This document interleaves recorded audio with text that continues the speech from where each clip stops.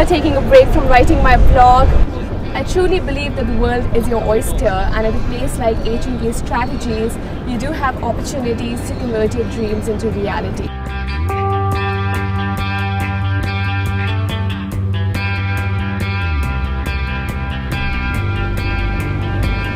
Little did I imagine that I was going to be selected as one of the Dave Robinson Scholars. Dave Robinson, who's been so inspirational in many ways to me, and the scholarship has been completely wonderful and a memorable experience for me. It's helped me accelerate my career, take risks, be open to different ideas, meet people from different cultures, be tolerant to people, and just absorb this beautiful city and work culture. I have to say that I'm enjoying my time a lot here and learning so much from the best practices and the best minds in the industry.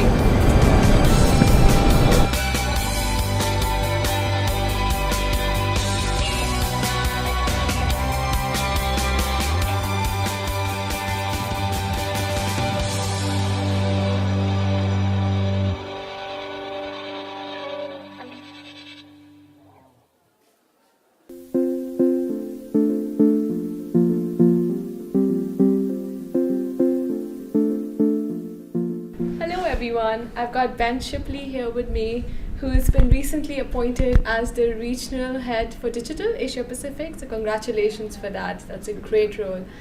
And I am also very privileged to work with you closely and definitely have so much to learn from you. So for everyone here, what would you say about the digital roadmap in Asia? What is it that you're most excited about? Well, I suppose in terms of a digital roadmap, I'm just a couple of weeks into the job and trying to really work out exactly what that looks like. I think it's an exciting time to be in PR from a digital perspective. All of our clients are starting to talk about content and how content becomes a part of their business. We've been in a position where we've told stories about our clients for a long time, and digital offers us a whole bunch of new ways to tell those stories as well. And regardless of how sophisticated each of the markets in Asia are, they've got that core competency in, being great storytellers and helping them get into the digital landscape some more and really doing some great work across the region. I think it's really exciting. I do know that for a fact that digital in our firm in India is not very, it's still at a nascent stage, and I'm sure with you coming on board, lots and lots of people will be enthusiastic to take that over and join your team. I've certainly really enjoyed the response I've got from Radhika and the team in India.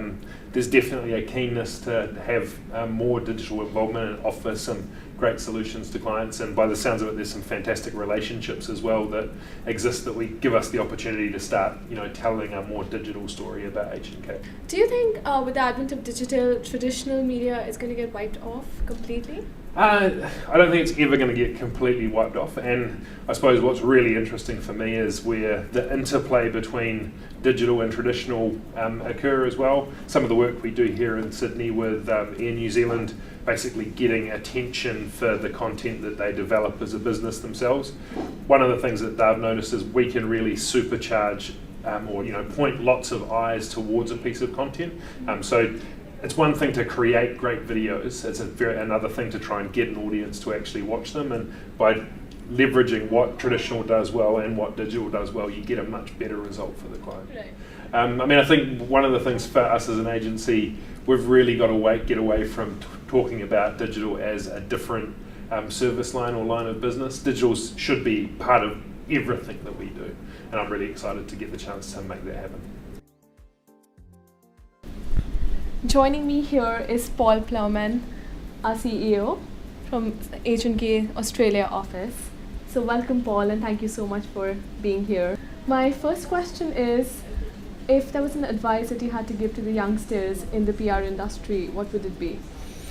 My advice would be very simple: read the newspaper, watch the news, and get online and be aware. The thing that differentiates people from being good is their interest in what is going on in the world. Don't be too concerned about PR theory, be concerned about understanding issues and understanding how events affect each other and affect people. So my second question, So I'm from an emerging market, and I'm here in Australia, which is quite emerged when it comes to the PR industry, with digital being a very important part. What are your views on, firstly, me being here, and also the role of PR in a global context? Having someone like you in our office is what the great strength of having a business like Hill & Knowlton is.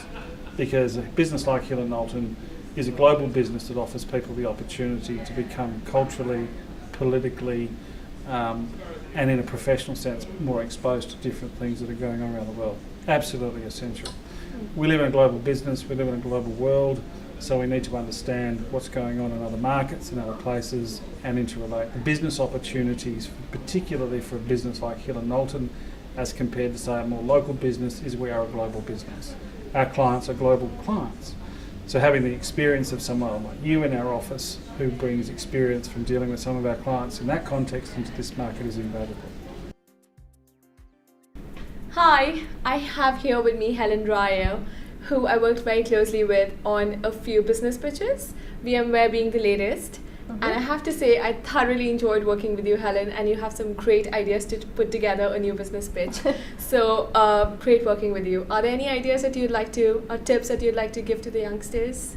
Look, it was actually a really interesting process, the VMware new business pitch that we did lately. And I suppose to kick off with a tip, one of the best things that we did about the whole new business piece was to really get to know the client and to know their business. So that was a really important and first step. That's something that we obviously try and do all the time for new business, but I certainly think that having that in with a client is really helpful. So the more you can get to know them in the first instance and try and get them to open up their door is the most valuable thing. The other thing that we did for that pitch was to really start with the strategy, and I think we often make the mistake of starting with tactics and then trying to fit the rest of it around that. You and I worked pretty hard on that, Gopika, with some others in the team, including Ben, but just really nutting that out to start with and getting the wider picture set out before you start sort of looking at tactics, because I think that's very often where you come unstuck. So those would probably be my two main tips: are get to know the client really well and start to learn a lot more about their business. Yeah. And second of all, start with the bigger picture. So think about what that looks like before you start thinking of tactics and ideas, because the strategy should always lead the way.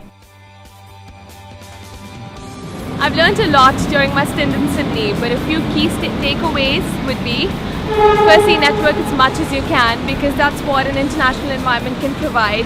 Make you meet a lot of people, which normally wouldn't happen. Also, be flexible in your ideas.